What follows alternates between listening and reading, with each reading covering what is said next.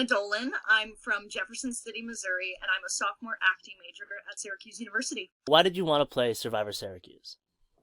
I want to play Syrvivor Syracuse because I am a super fan. I love Syrvivor. I've always loved game shows, and when I met Syrvivor, I fell in love with her at first sight. And it is an insane game that is a simulation of real life because it's a popularity contest combined with, all these other challenges and things and advantages and twists, and it's like life, but it's also a game, and it's like, where do you find the line? And I think it's just the ultimate challenge. My competitive edge can not resist trying it out. How would your friend describe you as a person? Okay, so I asked my friends how they would describe me as a person, and here's what they said. Insane, but in a lovable way. Intense. A lady who knows what she wants and isn't afraid to speak her mind, which we're gonna have to work on. They also said that they also think it's cool how I like to be behind the scenes, strategizing, if that makes sense. They like that I'm always thinking and what's aware of going on around me, which I thought was really interesting because I didn't, that would be really good in the game if that transfers over. And then another girl said, smart, super motivated, organized, maybe a little OCD sometimes, talented, creative, pretty, but doesn't realize it. Don't put me on the beauty tribe. I'm a brain. What type of player do you consider yourself to be? Social, physical, somewhere in between? I am an intellectual. My game is based on my will to succeed, my desire to compete, my competitiveness, and the study that I put into it and the hard work that I'm going to put into this game. I think physically I've never been an athlete. I have been in many sports, but I was like the kind of kid in gym class to always be picked last despite my mad skills. So I hope that won't be a problem, that people will go, she's weak, let's not good for our tribe. And I don't think that'll be a problem in this format of Syrvivor. But actually, I think my hardest, where I'm going to have most difficulty is in my social game, because there's so much you can't control.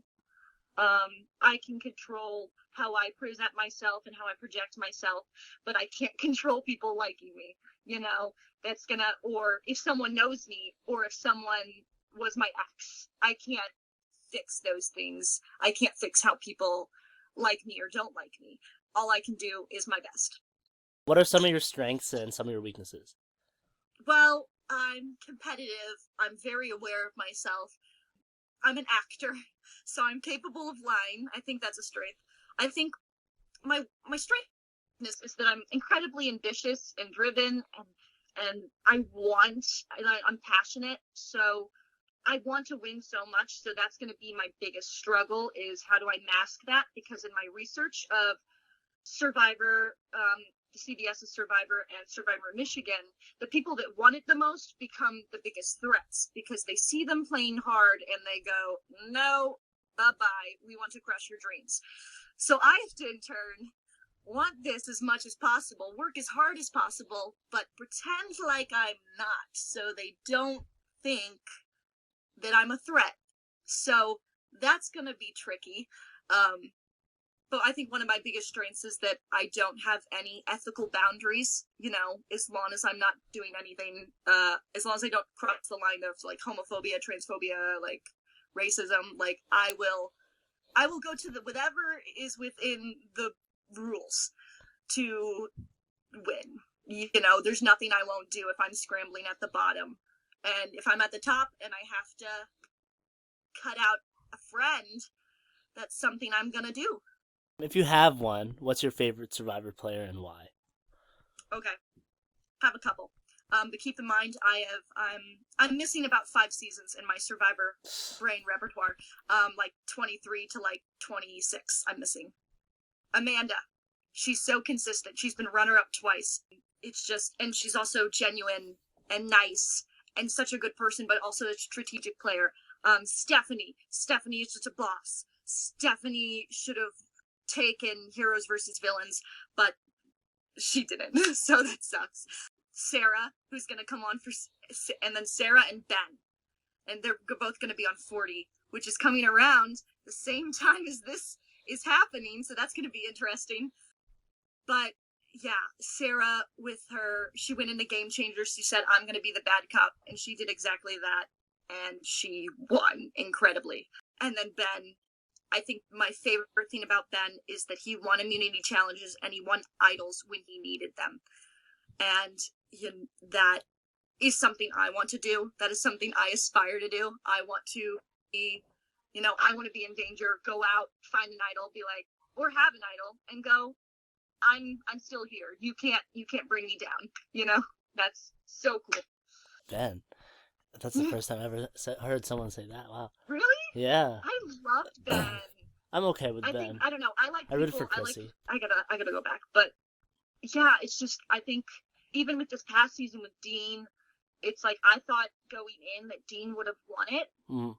After the jury, I see why Tommy did, and I actually liked that Tommy won. I liked Tommy, but I was like, I don't know. I'm a hoe for outplaying. I'm a hoe for idols, those advantages. Like if you can play them right, if you can control the vote, say, like I think, and this isn't my favorite player at all, but I think one of the best games that was ever played was season 19's Russell. Okay. His first round, because right. although he didn't win, that was his poor jury management. He should have been a better person. And that I think he would have won if that last jury member didn't give the speech about Natalie. Right. But like his game was perfect. He said, "This is my target. They're going. They went." And he plowed through, and it was amazing and beautiful. And oh my god! Without knowing anyone in this season, do you have a strategy heading into the game? Well, I do know someone in this season, I think. Oh. I had a dream about them last night. A dream about Syrvivor Syracuse. I think Jack is in this season, a fellow super fan.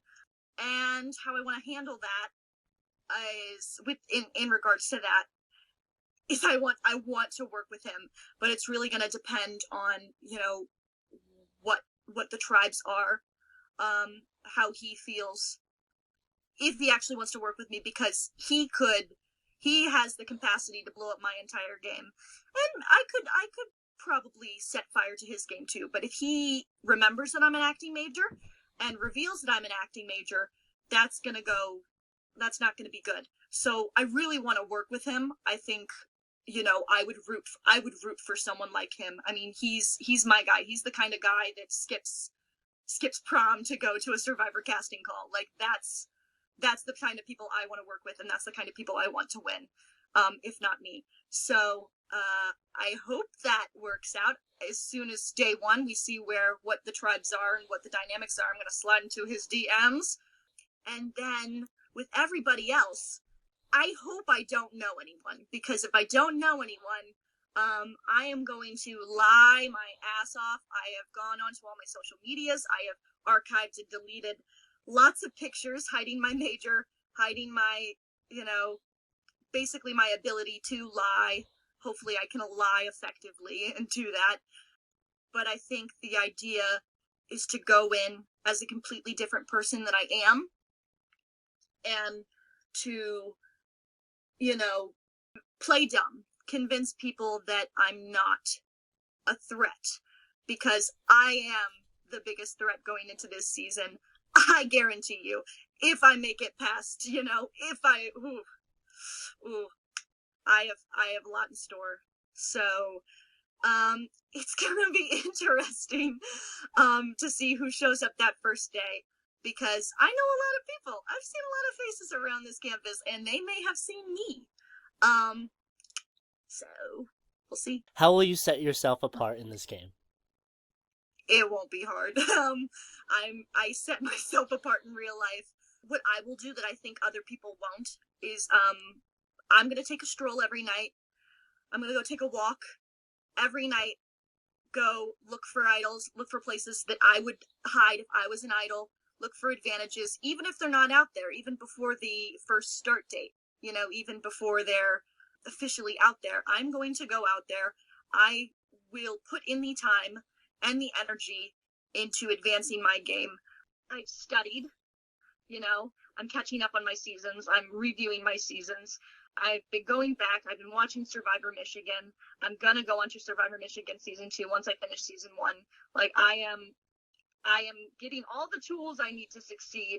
Now it's a matter of will I succeed, and how it will play out, because I have everything I need up here, but can it translate into the game? Why do you think you're the winner? I am the winner.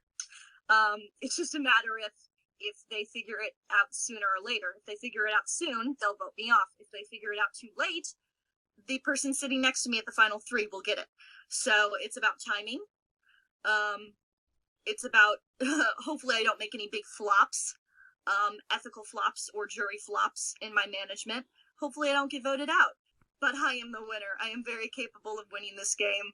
It's a matter of everybody else, and will they see that? Did I talk about my diabolical plan? No, do you want to?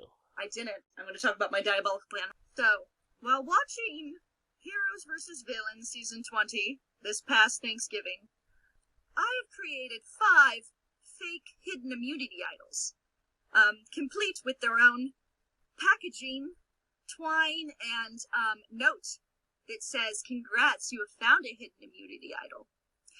Now, the idea behind these is that a couple things can happen. 1, I place a clue in somebody's bag that leads them to that fake idol. 2, I find the real hidden immunity idol, and when I find the real hidden immunity idol, because I'll know what it looks like, because I don't think anybody else is going to make fakes this early in the game. Come on, this is my game. So, I find the real one. I take the real one, put the fake one where it was. They think it's the real one when they follow that clue that leads them to that place.